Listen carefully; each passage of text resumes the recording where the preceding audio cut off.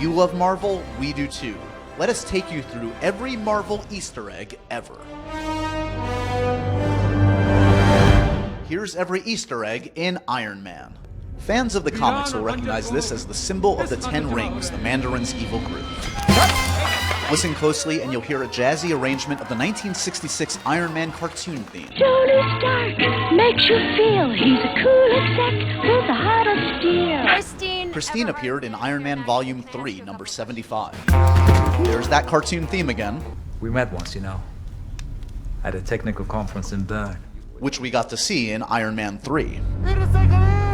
This is the closest movie villain Raza gets to his comic book look. The piano piece is by Salieri, who was famously jealous of having to play second fiddle to genius Mozart, and who might have orchestrated Mozart's death. Clearly, Obadiah relates. Look great, Hef. Stan Lee as Hugh Hefner for his first Marvel cameo. By now, you should recognize that ringtone music. This pilot's call sign is Whiplash, the name of Iron Man's nemesis, played by Mickey Rourke in Iron Man 2.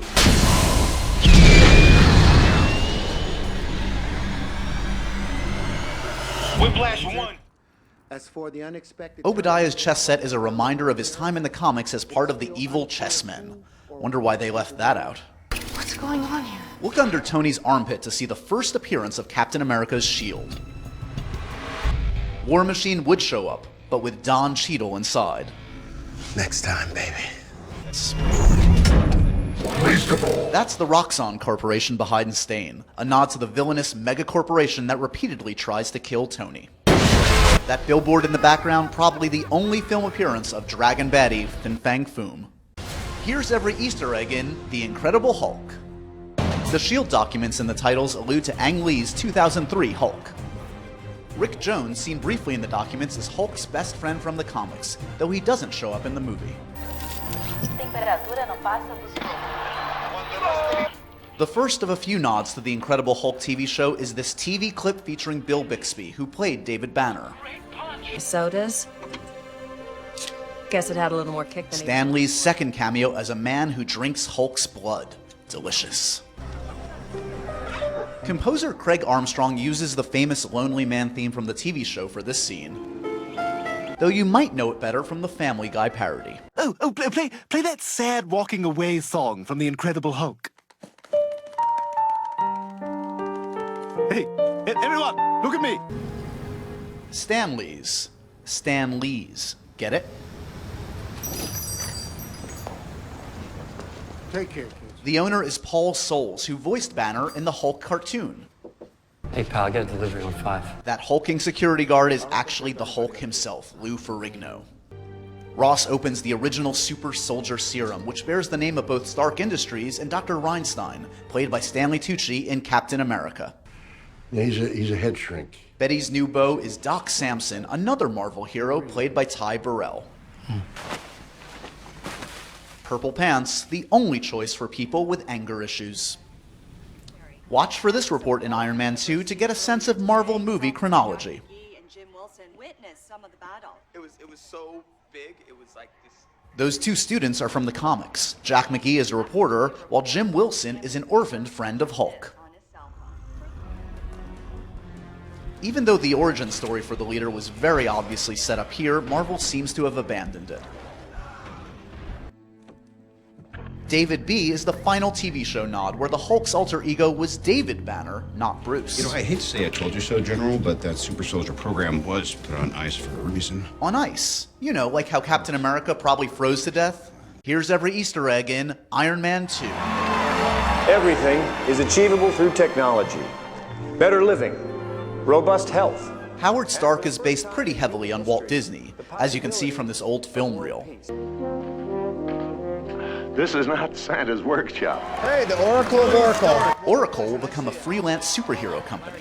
First Hef, now Larry King in Stanley's third Marvel cameo. Into the existing chain of command, I'm not a joiner, but I'll consider Secretary of Defense if you ask me. Tony was Secretary of Defense for a while in the comics, so this isn't that far-fetched. Contrary to your belief, you are not the center of my universe. Yeah, I have bigger problems than you in the Southwest region to where deal with. Thor's hammer is.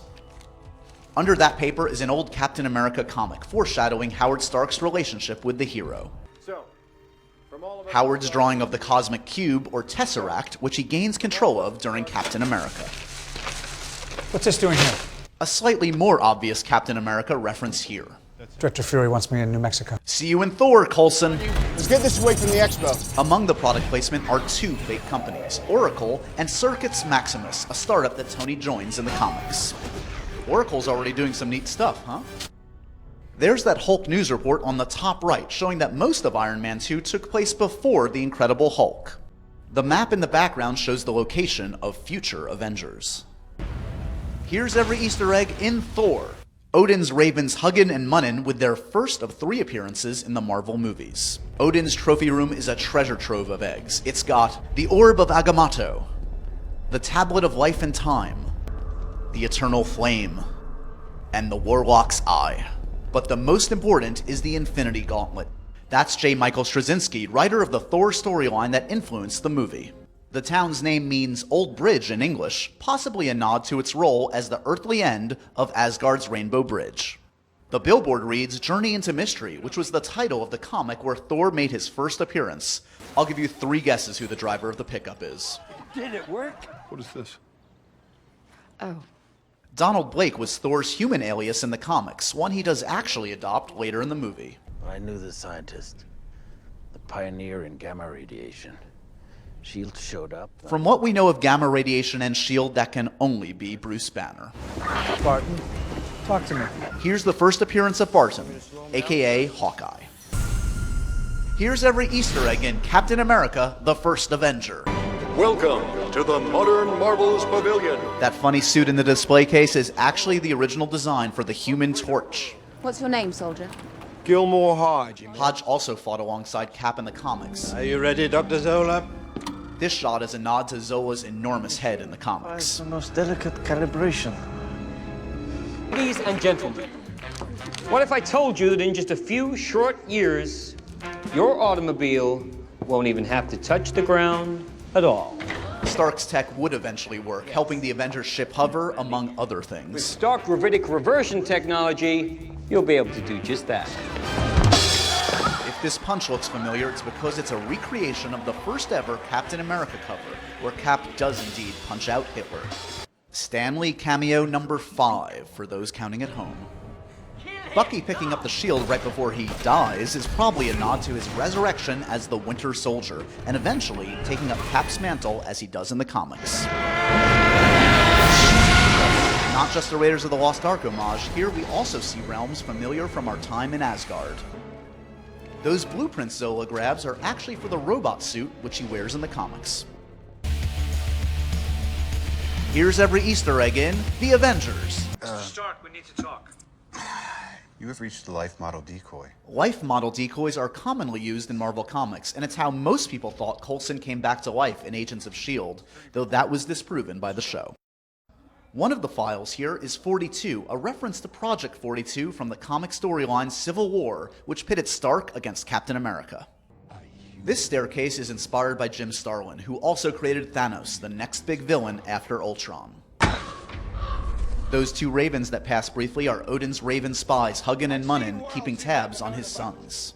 The Avengers. That's what we call ourselves, sort of like a team. Earth's mightiest heroes. Earth's mightiest heroes is the famous slogan for the Avengers comics. Where did Tony get that shawarma craving? Right here, as the shawarma spot is behind him, under the farmer's sign where he lands. You an alien? What? This guy has experience with aliens. It's Harry Dean Stanton, who starred in the classic movie Alien. Stan Lee's 6th cameo. In New York? Give me a break. I got low. I didn't see an end, so I put a bullet in my mouth, and the other guy spit it out. This refers to a deleted scene which actually does show Banner try to kill himself, but was cut probably because that's super dark for this movie. Project Pegasus stands for Potential Energy Group Alternate Sources United States. It's turned into a prison by Tony Stark for superheroes and villains in the Civil War storyline. Here's every Easter egg in Iron Man 3. Mr. Stark. Oh, Jensen. And here is that fateful first meeting he spoke of in Iron Man. Advanced idea mechanics, or AIM. AIM was another evil organization in the comics. And there are those 10 rings again. More real and fake product placement as Oracle makes an appearance again. Ellen Brandt and Jack Taggart are both from the comics, though Taggart had his own supervillain name, Firepower. Still pretty apt, we'd say. President Ellis. President Ellis is a nod to Warren Ellis, the writer of the Extremis storyline. What? Excuse me, Bambi. Did you just say that? Security? Happy. Okay. I am. Anyways, I would have added in the Retroreflective panels? to make him stealth mode. We see a stealth mode model during the tanker battle. Thomas here is an accountant for the Roxxon Oil Corporation. The first of a few Roxxon references after it was absent during Iron Man 2. Stan Lee's 7th and possibly weirdest cameo. Here's every Easter egg in Thor: The Dark World. Hello? That rock monster is actually the Cronin, the first villain Thor ever fought in the comics. Odin's ravens get a more prominent placement here. The billboard asks, "Is your journey really necessary?" A sly nod to the Journey into Mystery billboard from the first movie. While the other relics often appear as stones, those stones are the Infinity Stones, which Thanos will eventually use to get the Infinity Gauntlet.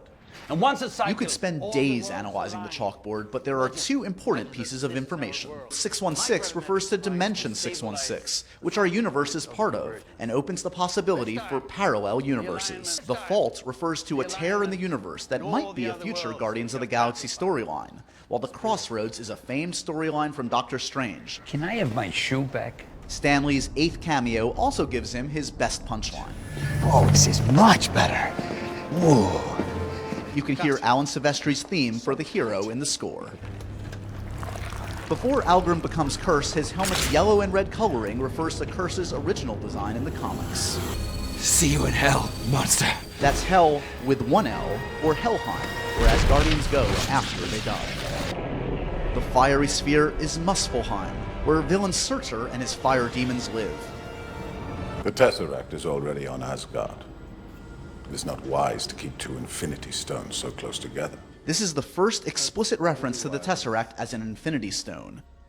That sad, weird slug guy is probably Adam Warlock, a character who morphs into a cocoon before being reborn. Warlock holds the key to one of the Infinity Stones, the Soul Gem. And that's it. I'm Groot. At least until the next movie.